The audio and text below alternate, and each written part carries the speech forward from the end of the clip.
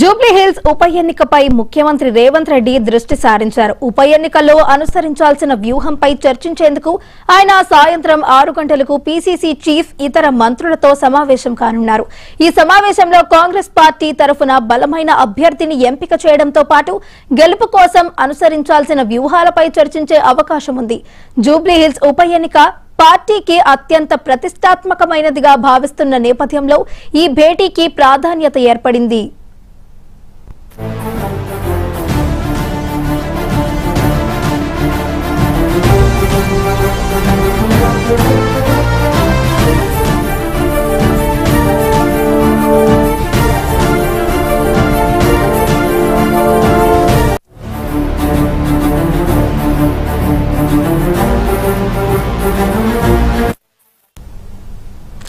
Jubilee hills ఉప ఎన్నికలపై ముఖ్యమంత్రి రేవంత్ రెడ్డి దృష్టి సారించినట్టు తెలుస్తోంది. ఇక ఇదే అంశానికి సంబంధించి మరింత సమాచారాన్ని మా ప్రతినిధి హరికృష్ణ అందించడానికి సిద్ధంగా ఉన్నారు.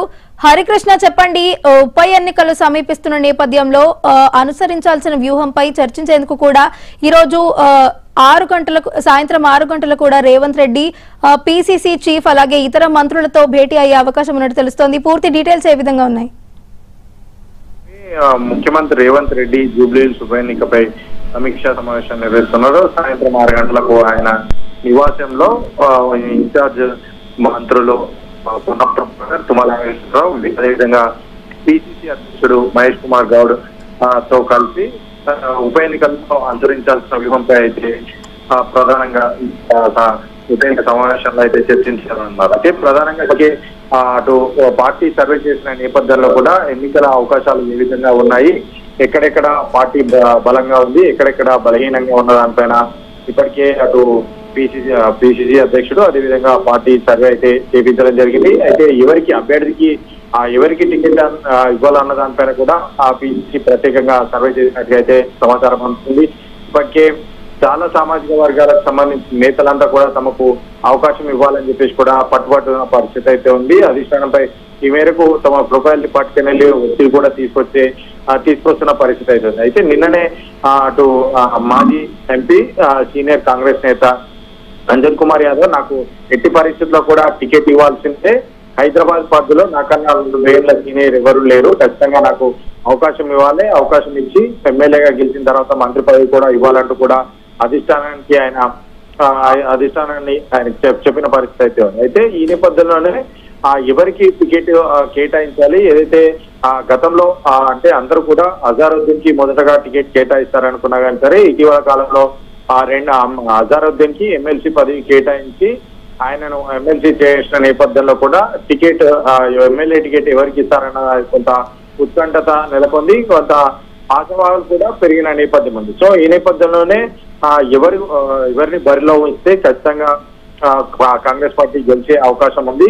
ఎందుకంటే అటు గ్రేటర్ పరిధిలో 2023 ఎన్నికల్లో గ్రేటర్ పరిధిలో ఆశించిన ఫలితాలను రాని నేపథ్యంలో కూడా అదేవిధంగా ఈ కాంగ్రెస్ పార్టీ పాలనకు సంబంధించి 20 ఏళ్ల పాలన ఈ జూబ్లీ హిల్స్ ఎన్నిక రెఫరెండంగా తీసుకోవాలని చెప్పేసి కాంగ్రెస్ పార్టీ ప్రభుత్వం భావిస్తున్న నేపథ్యంలో ఖచ్చితంగా ఈ సర్వే ఫలితాలను బేస్ చేసుకొని ఈ అభ్యర్థిని ప్రకటించే అవకాశం అయితే ఉంది. దాన్ని ఇప్పటికే పిసిసి అధ్యక్షుడు అదేవిధంగా పార్టీ కూడా ప్రత్యేకంగా సర్వే చేసిన దాఖలాలు ఉన్నాయి. అయితే సో ఈ నేపథ్యంలోనే సర్వేలను బేస్ చేసుకొని అభ్యర్థిని ఖరారు చేసే అవకాశం, అదేవిధంగా పార్టీకి సంబంధించి ఏ విధంగా ఎక్కడెక్కడ వీక్ గా ఉంది, ఎక్కడెక్కడ బలంగా ఉంది, ఈ ఓటర్లకు సంబంధించి ఏ మేరకు ఈ అభివృద్ధి ఫలాలనేవి అభివృద్ధి పథకాల ప్రభుత్వం తీసుకున్న సంక్షేమ పథకాలు ఏ మేరకు ఓటర్లను ప్రభావితం చేశాయి, కాంగ్రెస్ పార్టీకి సంబంధించి 20 నెలల పాలన పైన ఏ విధంగా అనుకుంటున్నారు జూబ్లీ హిల్స్ కాన్స్టిట్యున్సీలో అన్న దానిపైన ప్రధానంగా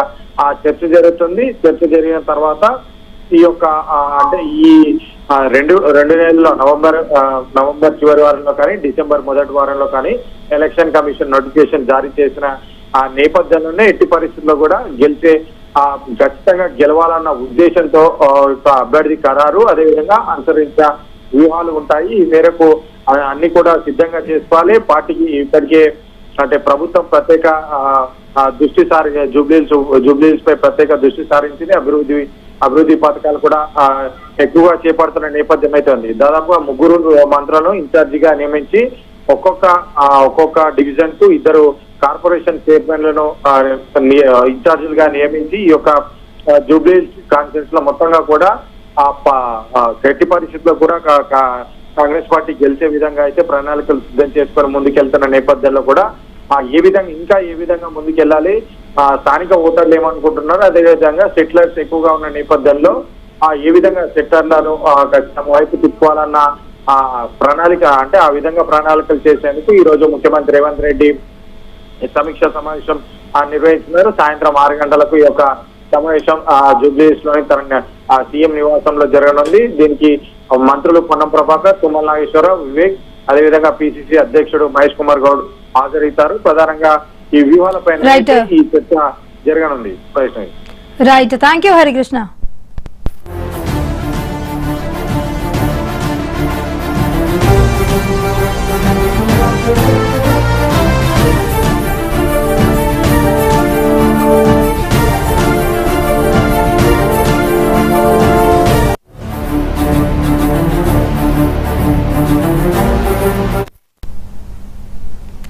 ప్రజా సమస్యల పరిష్కారానికి కృషి చేయాలనే విషయాన్ని కొంతమంది ప్రజా ప్రతినిధులు విస్మరిస్తున్నారని ఏపీ స్పీకర్